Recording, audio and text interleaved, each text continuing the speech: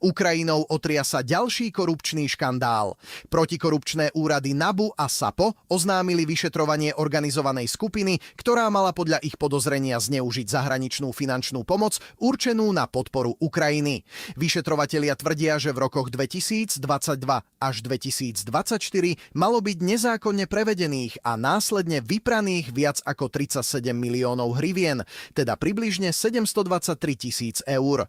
Medzi podozrivými sú podľa vyšetrovateľov bývalí predstavitelia Ukrajinského ministerstva zahraničných vecí a ďalšie osoby. Peniaze mali podľa podozrenia smerovať cez mimovládnu organizáciu a následne cez viaceré účty až do hotovosti. Ukrajinské ministerstvo zahraničných vecí uviedlo, že s vyšetrovaním spolupracuje. Zároveň potvrdilo, že interný audit odhalil možné nezrovnalosti pri nakladaní s časťou zahraničnej pomoci.